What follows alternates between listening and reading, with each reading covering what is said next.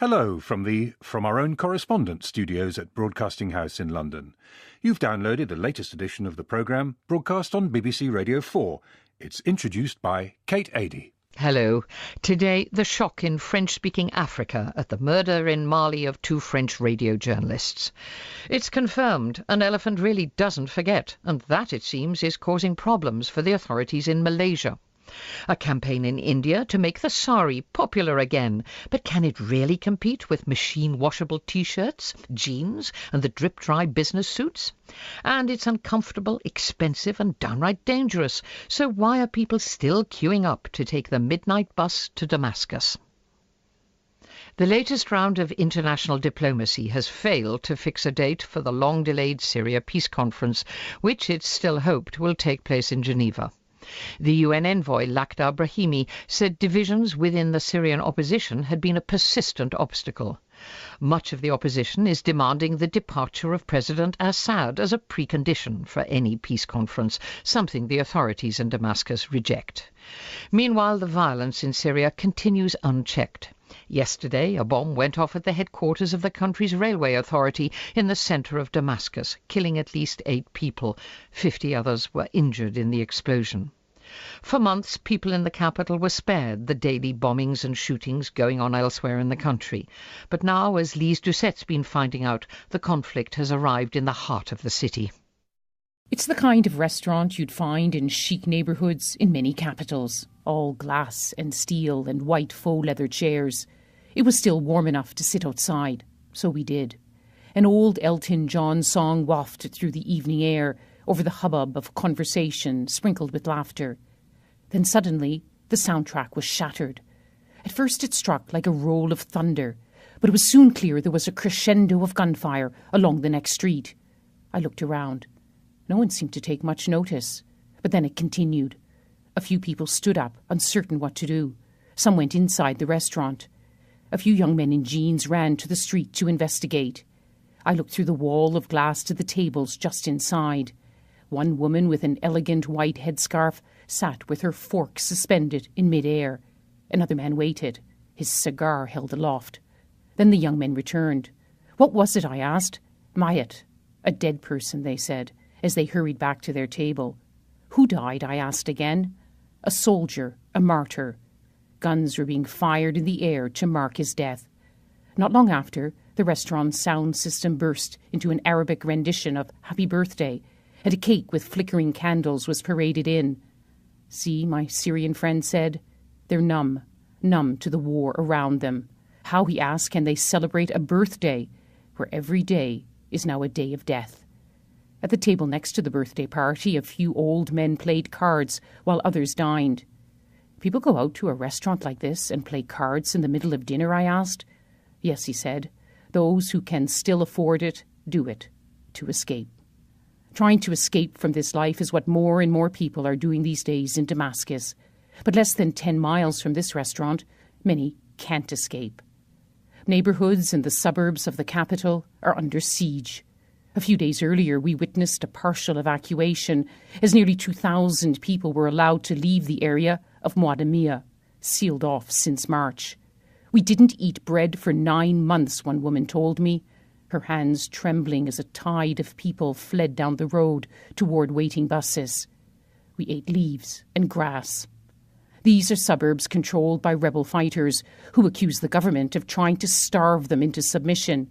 You can even see that slogan, surrender or starve, on some army checkpoints. But the government accuses the rebels, terrorists as they call them, of holding people hostage. It's civilians who are suffering badly. I asked my dinner companion, a government supporter, whether most Syrians knew what was happening not far away, or had they stopped listening to the news. They know, he said, but in Syria now there is very bad, bad, and not so bad. And he added, what seemed bad yesterday doesn't seem that way today. In other words, as this war drags on, it gets worse, and it descends to a level no one here would ever have imagined. For some, the only way to make it through the day is to find ways to shut it out. Syrians are still showing their famed generosity, extending aid to neighbours and strangers. But this war is now putting pressure on almost everyone. And every time I come back to Damascus, the crisis is different. This time there's still a constant crump from government artillery firing into the suburbs. But now more mortar shells have started landing inside the city centre. The government blames the rebels, but no one takes responsibility. In the past week, the fabled Hijaz railway station and the ancient citadel of Damascus both took direct hits.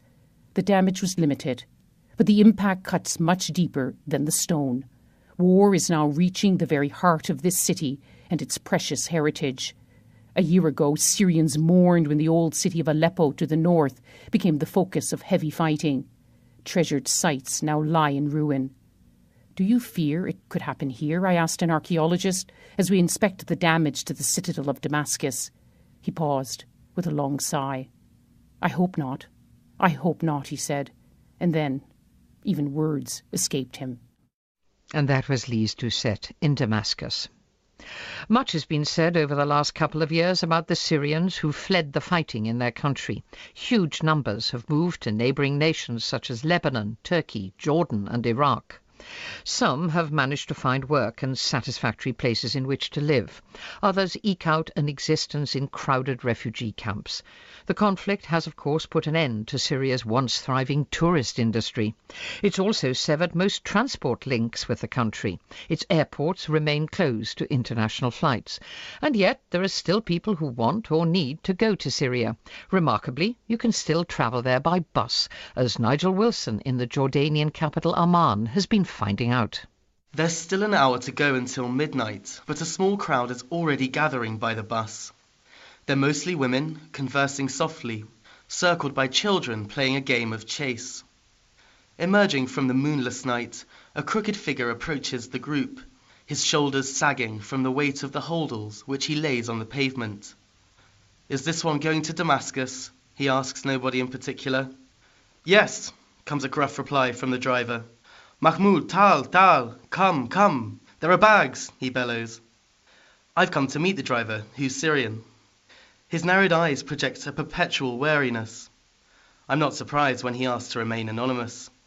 Speaking with foreign journalists is considered subversive behaviour by the Assad regime, which this man relies on to make a living. "It's for Syrians only," he says abruptly, when I inquire about the bus's destination.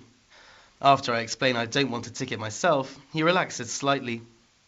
"I've been driving from Syria to Jordan and back for 15 years. I used to work every day, taking Jordanians, Westerners, all kinds of people. Now I drive every 5 days," he says, turning out his pockets to reveal their emptiness. He's one of a handful of drivers who still carry passengers around Syria and over the border to Jordan.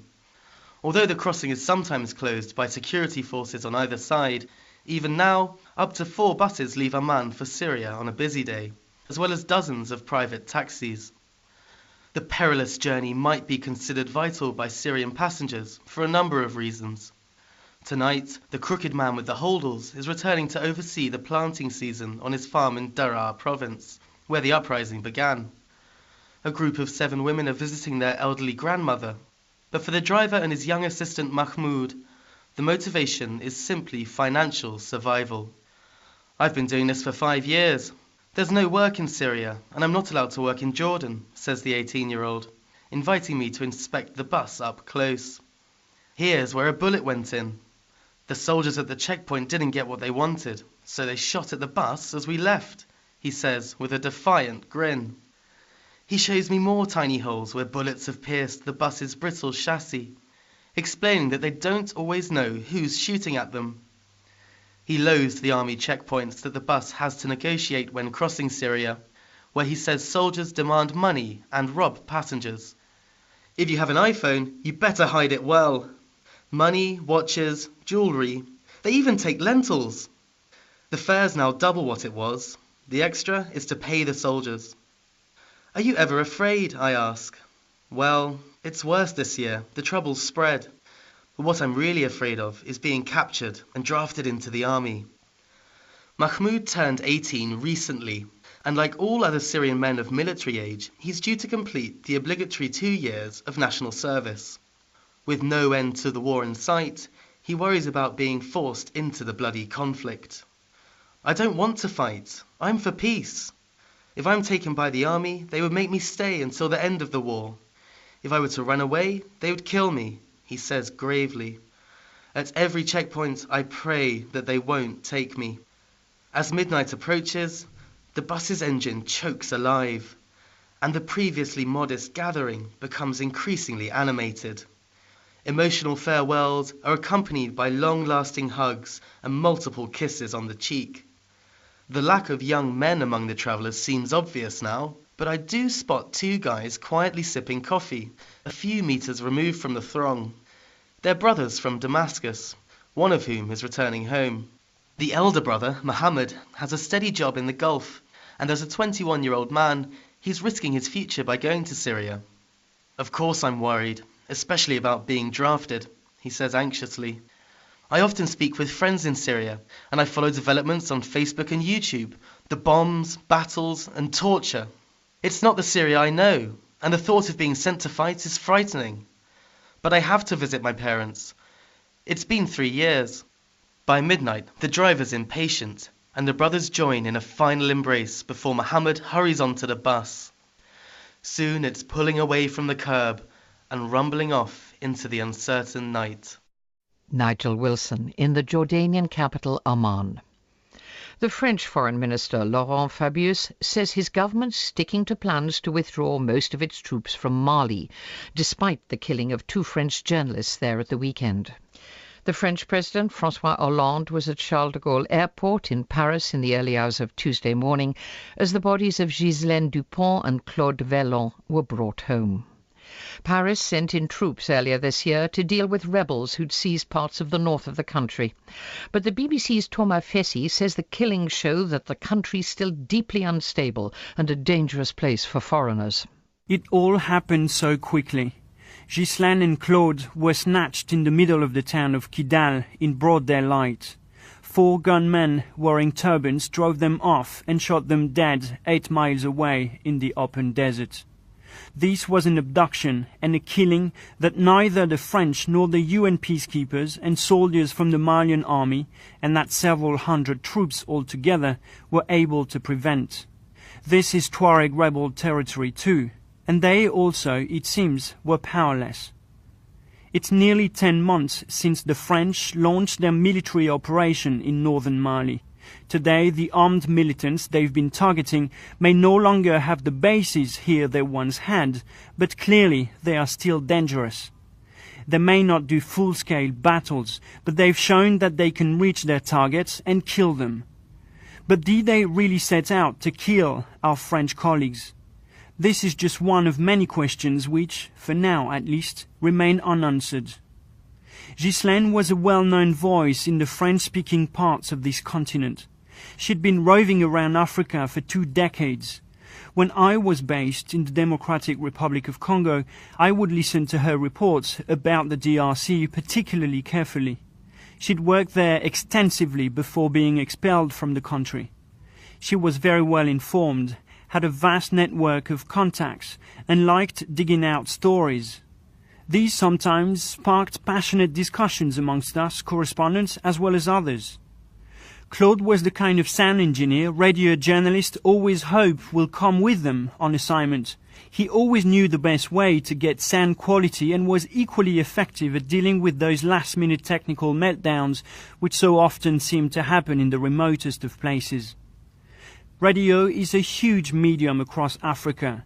In many countries, people are craving independent information, while many local media just don't have the means to send reporters out to conflict zones. Just as BBC is keenly listened to in the English-speaking African countries, people tune in to RFI morning, lunchtime and evening in the Francophone states. Listeners know their broadcasters' names and whereabouts. Many will thank you for taking the risk of coming to their remote villages to tell the world about their plight. But of course, the armed groups are also listening. It makes every word of your report all the more sensitive. This double murder comes as a massive blow, not only because we've lost respected and well-liked colleagues, but also because it seems to be an attempt to prevent reporters from doing their jobs. The war in northern Mali hasn't been an easy one to report on from the very start, Both the French and the Malian armies kept us far away from the front lines for weeks. Correspondents here had to venture into areas where they knew there was a danger of being kidnapped. It makes one anxious, trying to read what's in everyone's mind, having constantly to assess the situation, the danger. Ghislaine and Claude were killed within days of the release of 4 French men who had been held hostage in the region for 3 years. The happy ending of that ordeal was overshadowed by credible reports, denied in Paris, that once again a ransom worth several million pounds had been paid for their freedom. The negotiations with the captors may have led to animosity among the different factions operating in northern Mali. Were Ghislaine and Claude killed by frustrated extremists who didn't get their share? Had their captors hoped to negotiate a large sum of cash? Hostage-taking has long been a lucrative business in the Sahel region, but France had insisted it would never pay up again. Ransoms are part of a dangerous game. They open up a market for more kidnap operations and make us, reporters, more vulnerable as a result. The killing of Ghislaine and Claude has been a real shock to the reporting community here, and those of us who have spent so much time in the eerie desert heat of northern Mali. It's on everybody's mind. It could have been us. 2 of my BBC colleagues were also in Kidal. They left town just 3 days before the tragedy happened. And that's Thomas Fessy. Malaysia's facing a growing problem over its elephants. And it's all because their habitat is slowly but surely disappearing. Malaysia's developing fast, and the areas where the elephants used to roam are increasingly being built upon or used for agriculture. Inevitably, this means elephants and humans are coming into contact much more often than they used to. So, a plan's been launched to give the creatures a new home. They're being moved to a national park. Here, the theory goes, they'll have more space and be less likely to pose a danger to humans. But Bob Walker's been learning that people there are far from convinced that relocating them is the right thing to do. There were only 2 things that really scared our local guides: tigers and elephants. When I asked them what was dangerous about the jungle, they said, in all seriousness, everything. But it was the faint possibility of unwittingly stumbling across a tiger that had them slightly on edge, or an elephant. The latter scenario became more of a distinct possibility with every step we took. We knew this because our radio detection receiver began to click ever more loudly, indicating that somewhere in the thick undergrowth lurked an elephant that had recently been captured near a village, tagged with GPS and radio beacons, and released safely here in the national park. It seems to me there's an inherent contradiction in tracking elephants. You put a great deal of effort into finding them, but they say if you see one, then you're too close. They're known to charge humans, and you can't outrun them. The advice is to find the biggest tree you can and hide behind it. We'd spent 3 hours hacking through overgrown logging paths, pulling leeches from our bodies, swatting away mosquitoes, and running from a swarm of wild bees. The plan was to find traces of our tagged elephant, more specifically its dung, and take samples for laboratory analysis. A team from the University of Nottingham is investigating the impact of the relocation process. Certain hormones can indicate a rise in stress levels, with potentially serious consequences for the animal's health. In the weeks before, 8 elephants had been captured near a village in Perak State and released 70 miles away. But there's no consensus on whether moving them is actually effective over the long term. The GPS collars have revealed that some make their way back home. Elephants, it seems, really never forget. The next day we drove down rutted cart tracks, past half-naked children playing in streams, and into an Orang Asli village, the indigenous people of Malaysia. On the way we passed electric fences designed to keep out the elephants, but many of the barriers were broken or poorly maintained. In a house made of bamboo and palm leaves we found Andak, the head man. Over tea he began to air a number of grievances the Orang Asli have against the government, but more specifically the problem of elephants. His people used to be jungle nomads, living off the land, with an uncanny way of finding their way through vegetation which can leave most people disorientated and lost. But the government is encouraging the orang asli here to adopt a more settled lifestyle, cultivating the land with the aim of tackling poverty. Each family was given 400 rubber plant saplings, worth around 5 ringgits each, a total of £400. But then came the elephants, eating crops and destroying a few flimsy buildings. In the past, they've even attacked villages. Once a plant is lost, Andak says the government won't replace it. The villagers have stopped cultivating new ones. Andak admits the elephants were here first, but the problem's getting worse, and his livelihood is at risk. They used to come in 1s and 2s, he tells me through an interpreter, and they weren't much of a problem. Now they come in herds of between 10 and 12, and they eat anything they can find. The villagers used to patrol the fields at night, but now they're too scared. What they need, he says, is some sort of buffer zone between the forest and the village. Human-elephant conflict isn't new, but the pace of agricultural change and development in Malaysia means the number of clashes is increasing. There are more plantations, and logging activity is encroaching on elephant habitat. On our way back from the village, we stopped on a hillside and looked down into the valley where hundreds of tree trunks were awaiting collection. Beside me, clearly outlined in the soft mud, was the imprint of an elephant's foot. One regional wildlife official told me the translocation was the best solution for now, but then suggested they could eventually create, in his words, a kind of Jurassic Park, with huge fences to contain the elephants. Barriers, translocation, compensation, or just learning to live with the elephants. No one believes there's a simple solution, but there's a fear that unless the situation improves, things could take a sinister turn. Earlier this year, in Malaysia's Sabah state, 10 elephants were found poisoned. That hasn't happened in Perak yet. The elephants may indeed have been here first, but my strong impression from talking to farmers is that patience is wearing thin. Bob Walker. India's national garment, the sari, has been worn for at least 4,000 years. Millions of women wear a sari, old and young, rich and poor, and it's still seen as a mark of femininity and grace. These days, of course, the sari faces tough competition. Who can deny the convenience of drip-dry shirts, trousers you can machine wash, and wrinkle-free corporate suits? But as Anu Anand in Delhi's been finding out, a campaign to boost the popularity of the garment has revealed its surprising versatility and some strong feminist values. I've always had a love-hate relationship with the sari. When I see an Indian woman wrapped in its silken cocoon, the elegant drape accentuating her neck, one end falling gracefully over her shoulder, silk pleats swishing as she walks, and that bare midriff, both demure and suggestive no matter what size her waistline, I desperately want to wear one.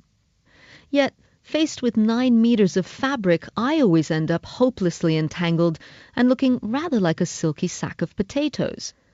On the handful of occasions when someone else has tied a sari on me, not only have I felt like a cheat, but I've found the style too constraining. Who wants to be forced to take mincing little steps? Yet, as a woman of Indian origin, I've always wanted to learn the art of sari wearing, and now that I actually live in India, there's really no excuse. Well, luckily for me and hundreds of other women, there is the sari school. I turn up one Saturday morning in my jeans and a black t-shirt to find several other women, some Indian, some foreigners, taking part. The teacher is Rita Kapoor Chisti, a vivacious lady in her 60s and an ardent sari historian. She tells us she wore her first sari at the age of 5 and that she knows at least 108 different ways of tying one. A sari, Chisti goes on, is a lifelong garment, tied tight or loose, low slung with navel showing, or over a pregnant bump.